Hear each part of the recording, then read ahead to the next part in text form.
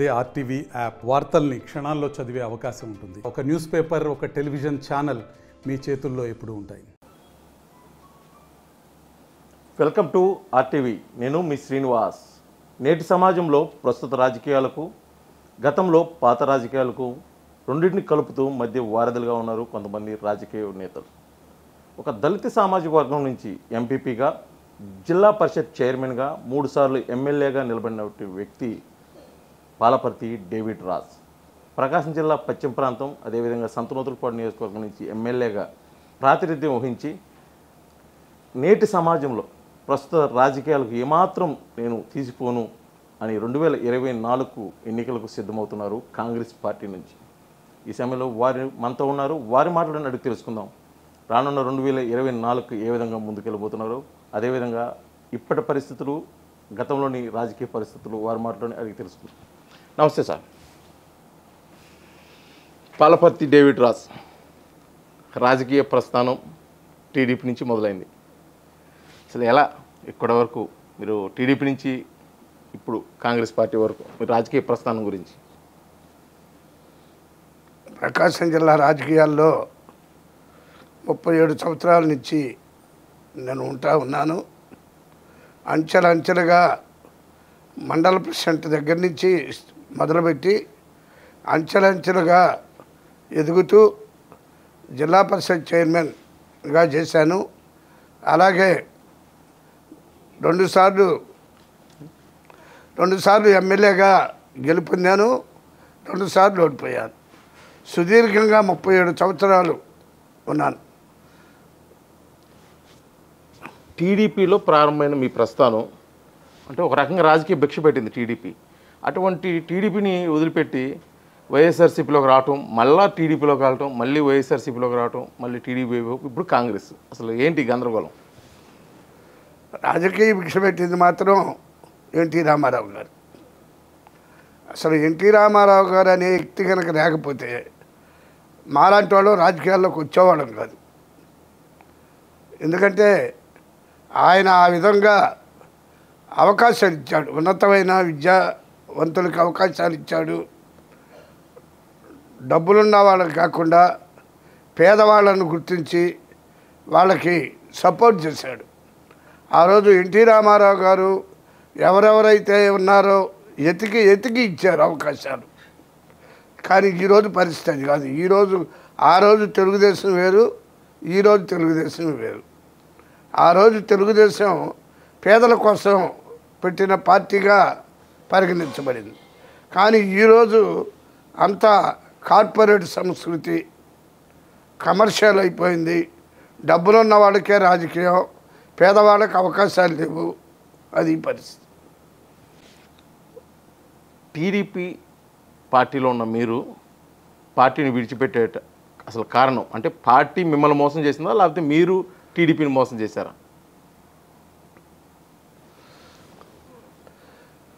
ఒక రకంగా చెప్పాలంటే ప్రత్యేకమైన పరిస్థితుల్లో నేను పార్టీని వదలాల్సి వచ్చింది. యాక్చువల్గా నాకు పార్టీ మారడం ఇష్టం లేదు. కానీ ప్రత్యేకమైన పరిస్థితుల్లో నేను తెలుగుదేశం పార్టీని వదిలి వైసీపీ పార్టీలో చేరడం జరిగింది. వైసీపీ నుంచి తెలుగుదేశంలోకి వెళ్ళేటప్పుడు కూడా కొన్ని ప్రత్యేకమైన పరిస్థితులు, తప్పనిసరి పరిస్థితులు, ప్రత్యేకమైన పరిస్థితుల్లో నేను పార్టీ మారాను తప్ప ఏదో అవకాశవాదం కోసమో లేకపోతే ఇంకా ఏదైనా స్వార్థం కోసమో స్వలాభం కోసమో నేను పార్టీ మారా.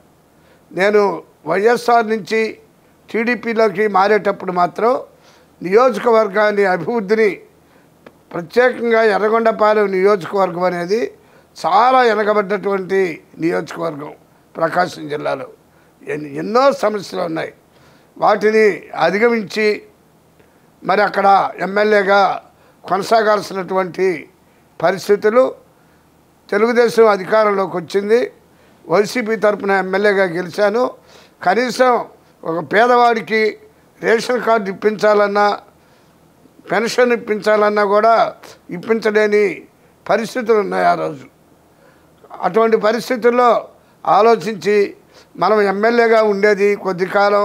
ఈ ఉండాకాలంలో ఈ వెనకబడ్డటువంటి ప్రాంతానికి ఏదో ఒక అభివృద్ధి చేయాలా, నమ్ముకున్నటువంటి జనానికి న్యాయం చేయాలా అనే ఉద్దేశంతో నేను పార్టీ మారాను. 2 సార్లు ఎర్రగొండపాలెం నియోజకవర్గం నుంచి ఎమ్మెల్యేగా మీరు గెలిచారు. మీ హయాంలో ఆ ఎర్రగొండపాలెం నియోజకవర్గం అభివృద్ధి పదంలో నడిచిందంటారా? హయాంలో అభివృద్ధి నడిచిందా మీ దగ్గర?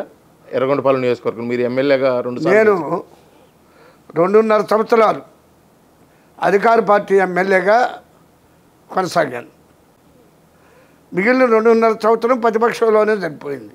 ఆ 2.5 సంవత్సరంలోనే నియోజకవర్గం ఏర్పడ్డ దగ్గర నుంచి ఇప్పటి వరకు గతంలో మార్కాపురంలో కలిసి ఉండేది, దర్శిలో కొంత ఉండేది, ఏ రోజు జరగనటువంటి కని ఇని ఎరగనటువంటి అభివృద్ధి ఎర్రగొండపాలెంలో ఈ 2.5 సంవత్సరాల్లో జరిపించారు. మీరు మొదటి నుంచి టీడీపీ వాది. చంద్రబాబు నాయుడు తోటి మీకు ఒక సంబంధం అయితే ఉంది, మంచి సంబంధం, సత్సంబంధాలు అయితే కొనసాగించారు. ఆయన గురించి మీరు ఏదైనా చెప్పదలుచుకుంటే ఒక మంచి ఏంటి, లేకపోతే ఆయన నచ్చని విషయం ఏదైనా ఉంటే అదేంటి? 2 విషయాలు.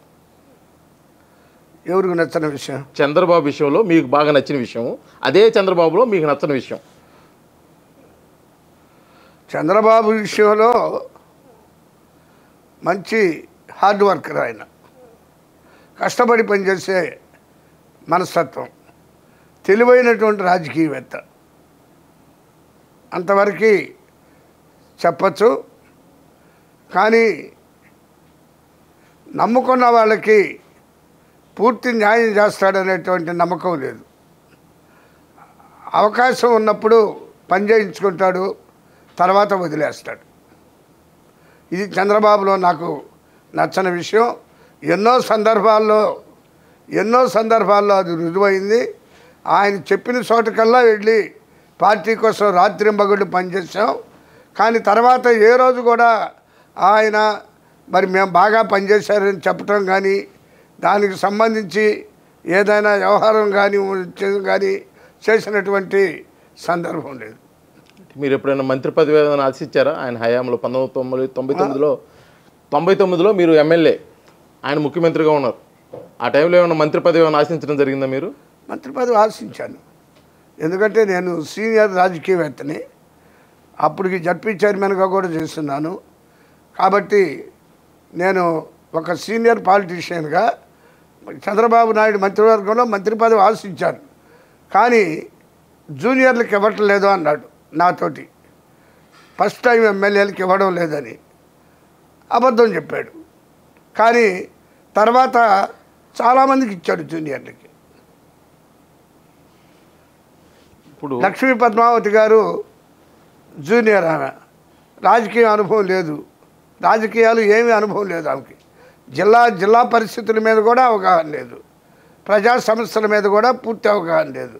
అటువంటి ఆమెకి ఫస్ట్ టైం గెలిచిన ఆమెకి మంత్రి పదవి ఇచ్చాడు. ఓకే, మీ రాజకీయ జీవితంలో చంద్రబాబు నాయుడిని చూశారు, వైఎస్ఆర్ని చూశారు ప్రతిపక్షంలో ఉన్నప్పుడు. కానీ అదేవిధంగా వైఎస్ జగన్మోహన్ రెడ్డితో కూడా కలిసి పనిచేశారు. ఈ చంద్రబాబు నాయుడికి, వైఎస్ రాజశేఖర రెడ్డికి, అదేవిధంగా వైఎస్ జగన్మోహన్ రెడ్డికి ఏమన్నా మధ్య తేడా మీరు కనిపెట్టింది? జగన్మోహన్ రెడ్డి అదొక రకమైన మనస్తత్వం, ముక్కుసూటిగా వ్యవహరిస్తాడు, కల్మషం ఉండదు, ఉండాదేదో నిక్కచ్చిగా మాట్లాడతాడు. అదే లక్షణాలు ఎన్టీ రామారావు గారిలో చూశాను. నేను ఫస్ట్ ఎన్టీ రామారావు గారిలో చూశాను. ఉన్నది ఉన్నట్టు నిజాయితీగా మాట్లాడతాడు. జగన్ గారిలో కూడా చూశాను. ఏ మాటకు ఆ మాట చెప్పుకోవాలి. రాజకీయాలు వేరైనా, రాజకీయ పార్టీలు వేరైనా, ఒకవేళ పార్టీలు మారినా ఉండా విషయం ఉండట్టు మాత్రం తప్పనిసరిగా చెప్పుకోవాలి. మరి అంత ఇష్టపడే వైఎస్ జగన్మోహన్ రెడ్డిని వదిలిపెట్టి ఇప్పుడు కాంగ్రెస్లో కొనసాగటానికి కారణం? నేను ఒక రాజకీయ ఈ చదరంగంలో ఇరుక్కుపోయాను. నేను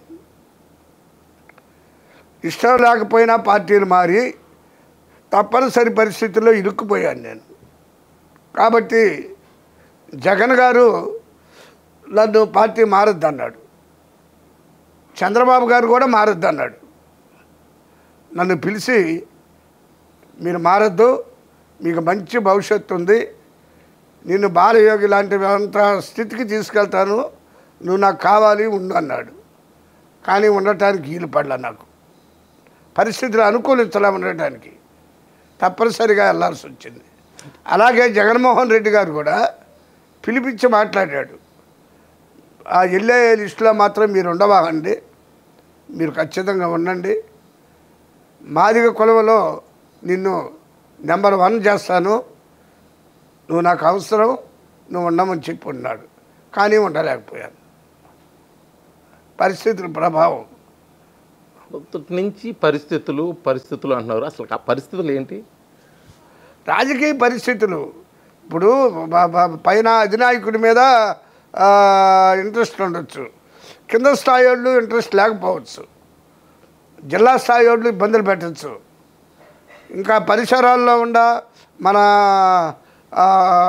దగ్గరలో ఉండే నాయకులు ఇబ్బందులు పెట్టచ్చు, సహకరించకపోవచ్చు, రకరకాల పరిస్థితులు. ఓకే, 2024కు మీరు సిద్ధపడుతున్నారు. కాంగ్రెస్ పార్టీ నుంచి ఏ నియోజకవర్గం నుంచి పోటీలో ఉండబోతున్నారు? రేపా ఎర్రగొండపాలెం నియోజకవర్గం. ఖచ్చితంగా సీట్ కన్ఫర్మ్ అయినట్టు. ఇంతకుముందు నేను ఎమ్మెల్యేగా పనిచేశాను, మంచి అభివృద్ధి చేశాను. సంతనోతలపాడు, ఇంతకుముందు సంతనోతలపాడు కూడా చేశా.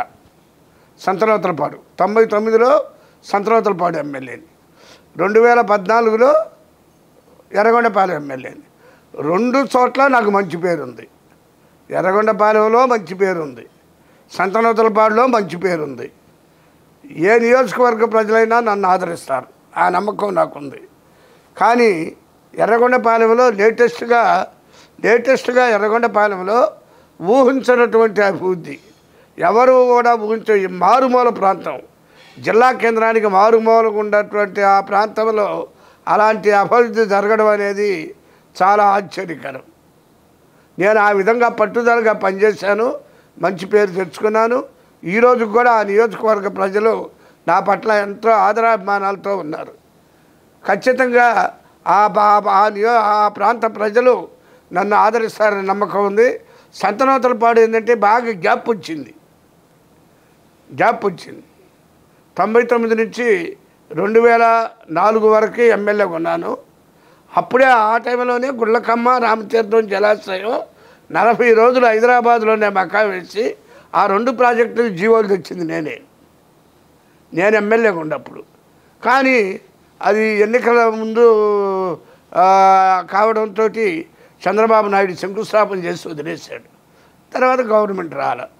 రాజశేఖర రెడ్డి గారు వచ్చాడు, బ్రహ్మాండంగా చక్కగా ఉపయోగించుకున్నాడు. గుళ్ళకమ్మ రామతీర్థం 2 ఆయన ఖాతాలో పడిపోయాయి. ఆయన చేసినట్టుగా, చంద్రబాబు చేయనట్టుగా రాజశేఖర రెడ్డి గారు వాస్తవం చేశాడు. రాజశేఖర రెడ్డి గారు చేశాడు కాబట్టే చేశాడని మనం ఈరోజు చెప్పుకుంటున్నాం. అలాగే మరి ఆ విధంగా సంతనోతలపాడులో కూడా పనిచేశాం. సుదీర్ఘ రాజకీయ అనుభవం ఉంది, ఒక రకంగా రాజకీయ క్రూద్ధుడు మీరు ఇప్పుడున్న పరిస్థితుల్లో ప్రత్యేకించి కాంగ్రెస్ పార్టీని ఎంచుకోవడానికి గల ముఖ్య కారణం? కాంగ్రెస్ పార్టీని మీరు ఎంచుకున్నారు ఎందుకు? వైఎస్ షర్మిల కాంగ్రెస్ పార్టీలోకి వస్తుందనా, లేకపోతే ముందే మీరు ఊహించారా? లేకపోతే నేను ఆల్రెడీ ఒక ఆలోచనలో ఈ 2 పార్టీలు ఇసిగిపోయాను. నేను తెలుగుదేశం రాజకీయాలు, వైఎస్ఆర్ పార్టీ రాజకీయాలు, 2 లోకల్ లీడర్స్ కానీ లోకల్ పరిస్థితులు కానీ ఇసిగిపోయాను. ఆ ఆలోచనలో ఉన్న టైంలో కాంగ్రెస్ పార్టీ అయితే బాగుంటుంది. పైగా 2 పార్టీలు వైఫల్యం చెందినాయి, రాష్ట్ర ప్రజల్ని మోసం చేసినాయి. 2 పార్టీలు ప్రత్యేక హోదా ఇచ్చే విషయంలో 2 పార్టీలు మోసం చేసినాయి. పోలవరం విషయంలో 2 పార్టీలు బాధ్యతగా వ్యవహరించారు. అలాగే ఉక్కు ఫ్యాక్టరీ విషయంలో డబల్ రోల్ ఆడుతూ ఉన్నాయి. కేంద్రంలో ఉన్నటువంటి మోదీ ప్రభుత్వాన్ని మెప్పించేదానికి, మోదీ మెప్పు పొందడానికి ఈ 2 పార్టీలు తాపత్రయపడ్డాయి. ఏదో ఒక విధంగా దగ్గరయ్యి బీజేపీకి దగ్గరగా ఉండాలి. కాబట్టి అదే కాంగ్రెస్ పార్టీ అయితే ఈ విధంగా ఉండేది కాదు. ప్రత్యేక హోదా ఎప్పుడో వచ్చేది. ప్రత్యేక హోదా వస్తే పరిశ్రమలు వచ్చాయి, పరిశ్రమలు వస్తే నిరుద్యోగులకు ఉద్యోగాలు వచ్చాయి, రాష్ట్రం అభివృద్ధి చెందేది, పెట్టుబడులు వచ్చాయి, పోలవరం పూర్తయ్యేది. ఈ విధంగా ఎన్నో అభివృద్ధి కార్యక్రమాలు జరిగాయి. ఎంతోమంది నిరుద్యోగులైనటువంటి యువకులకి ఉపాధి అవకాశాలు దొరికాయి. అంతగా రాజకీయ అనుభవం అయితే వైఎస్ షర్మిలకి అయితే గతంలో లేదు. కేవలం వైఎస్ జగన్ ఓదార్ప యాత్ర అప్పటి మట్టికి బయట ప్రజల్లోకి కలవటం జరిగింది. ఆమె ఇప్పుడు కాంగ్రెస్ అధ్యక్షురాలుగా కొనసాగుతుంది ఆంధ్రప్రదేశ్కి. ఆమె హయాంలో కాంగ్రెస్ పార్టీ రాష్ట్రంలో అభివృద్ధి చెందిద్దని మీరు అనుకుంటున్నారా? ఖచ్చితంగా 100% ఆమెకు గనక భగవంతుడు ఆమెకు అవకాశం ఇవ్వాలని మనస్ఫూర్తిగా కోరుకుంటున్నాం. స్వయంగా రాజశేఖర్ రెడ్డి గారి యొక్క వ్యక్తిత్వం, ఆయన యొక్క లక్షణాలు పునికి పుచ్చుకున్నటువంటి రాజకీయ నాయకురాలు ఆమె, ఆయన కూతురు.